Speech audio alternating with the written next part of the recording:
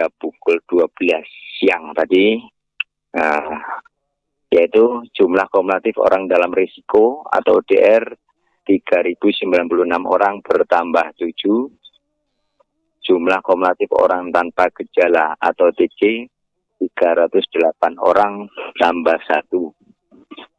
Jumlah kumulatif orang tanpa gejala masih proses pemantauan 40 orang bertambah 1. Jumlah kumulatif orang tanpa gejala yang selesai dipantau 14 hari 268 orang.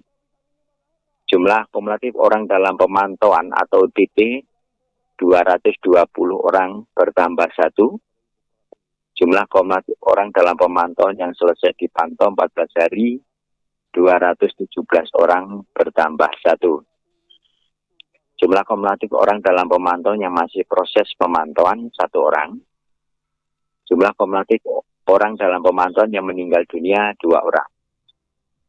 Jumlah kumulatif pasien dalam pengawasan atau PDP 12 orang. Jumlah kumulatif pasien dalam pengawasan yang selesai pengawasan atau sembuh 7 orang. Jumlah kumulatif pasien dalam pengawasan yang masih proses pengawasan 2 orang. Jumlah kumulatif pasien dalam pengawasan yang meninggal dunia 3 orang. Jumlah kumulatif kasus konfirmasi 30 orang. Jumlah kumulatif kasus konfirmasi proses perawatan 15 orang. Jumlah kumulatif kasus konfirmasi yang sembuh 13 orang. Jumlah kumulatif kasus konfirmasi yang meninggal dunia 2 orang. Untuk penjelasan, untuk kasus konfirmasi tidak ada penambahan informasi baru, ya. Semua masih dalam melakukan isolasi mandiri, ya, baik di rumah sakit rujukan atau di rumah isolasi mandiri di rumah dari semua kasus konfirmasi. Ya. Terus untuk kasus itu juga begitu. Ya, tadi ada tidak ada penambahan, ya, jadi tetap seperti biasa kemarin. Jadi hasil menunggu hasil dari PCR. Untuk yang ODP ini penambahan kasus baru, ya, seorang laki-laki, ya, seorang laki usia 79 tahun dari Kelurahan Sukorejo, ya, MRS masuk rumah sakit rujukan tanggal 22 Juli. Ya, dengan keluhan demam, batuk, ya. Terus dilakukan RDT, Rapid Diagnostic Test, hasilnya reaktif. Ya, ini sekarang masih dirawat di rumah sakit rujukan COVID dan dilakukan pengambilan spesimen. Gitu.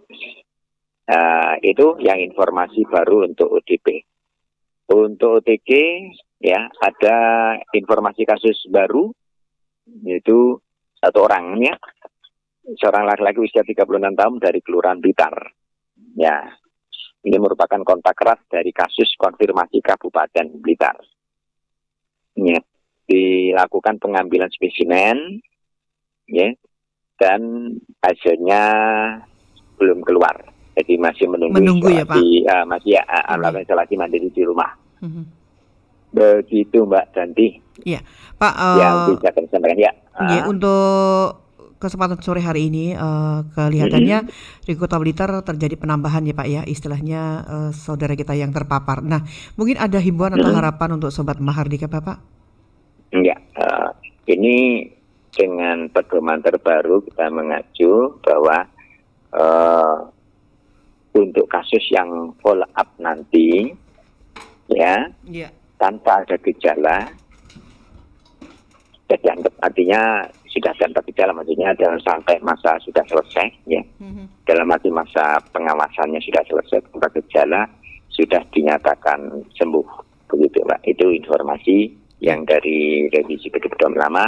Jadi diharapkan masyarakat sudah memahami yang tidak ada follow up lagi, karena banyak ada yang sampai 12 kali masih.